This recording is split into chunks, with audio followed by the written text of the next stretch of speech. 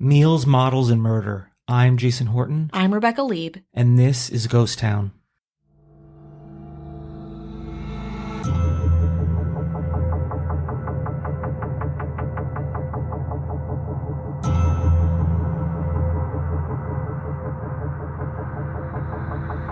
A warning, this Thanksgiving-themed episode talks a lot about pretty heavy topics, including mutilation, abuse, assault, murder, cannibalism. Just a warning in case you're easily nauseated or offended, or maybe today's just not the right day to listen to this episode. Omaima Nelson was born and raised in Egypt, and as a child, she was the victim of horrific abuses, including sexual humiliation and female genital mutilation. In 1986, Nelson immigrated to the United States in hopes for a better life. Omaima Nelson was striking, to say the least. She was tall, long-limbed, with dark hair and eyes. She had nannied and modeled before moving to the United States. But it wasn't easy for her. Her photos are so innocent, so late 80s. I went through a lot of different photo shoots that she was in.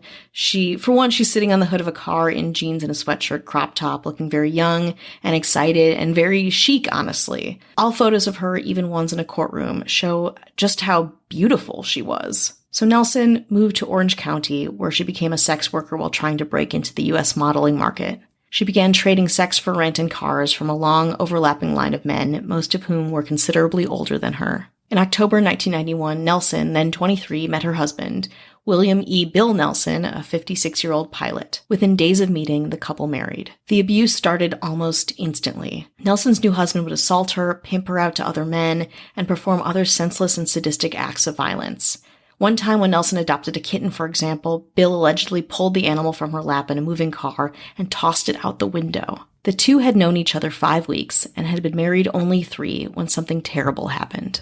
On November 28, 1991, Bill had sexually assaulted Nelson in their Costa Mesa, California apartment. In a rage, Omaima stabbed Bill with scissors and then began beating him with a clothes iron. As her new husband flailed, Nelson pummeled him to death with the iron, so hard that she broke her hand in the process, with a metal iron. In court, Nelson claimed that the sexual terror and abuses washed over her, culminating in this one brutal act of violence. Nelson, kneeling on the kitchen floor next to her dead husband, started butchering the body. She first cut off his hands and boiled them in oil to remove fingerprints. She cut off his head and stuck it in the freezer so she could later break out his teeth.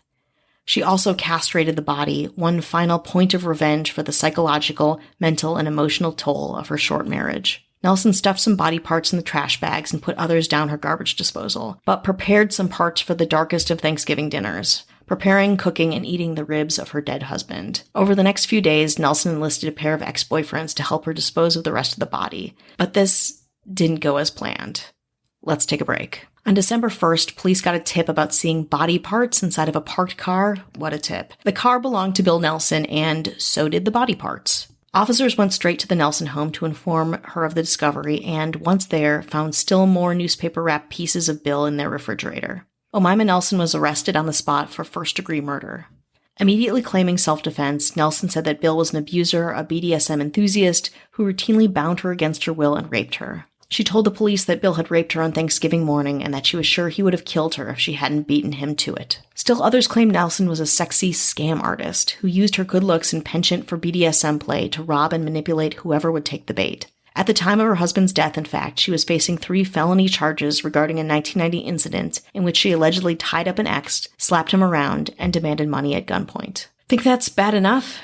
You ain't heard nothing yet. The case obviously was absolutely sensational, but so was the trial, which started almost exactly a year after Nelson's arrest. It also wasn't lost on the media that the #1 movie dominating pop culture at the time was Silence of the Lambs. Most noteworthy was Nelson's interview with a psychiatrist, which was submitted into evidence. Hearing it, the jury got a window into the mind of someone who was absolutely not well. Nelson told her psychiatrist what happened the night of the murder, saying that she put on a, quote, red dress, red shoes, and a red hat before prepping and cooking Bill's rib meat. She said, "Something told me that I had to do it, like demons." Then as she ate at her kitchen table, according to the interview, Nelson declared, "I did his ribs just like in a restaurant. It's so sweet. It's so delicious. I like mine tender." The psychiatrist asserted that Nelson was in a psychotic state when she killed and ate her husband, and added that, in 20 years of his practice, he had never experienced a conversation with a subject so bizarre, so psychotic. The jury let this sink in, hearing the case in a courtroom whose walls were lined with photos of deep-fried hands, a frozen head, and a skinned torso. Deliberations started on January 4th, 1993.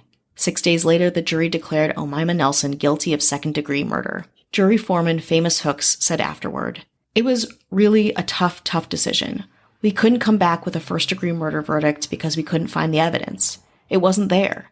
It took us 6 days. We worked really hard."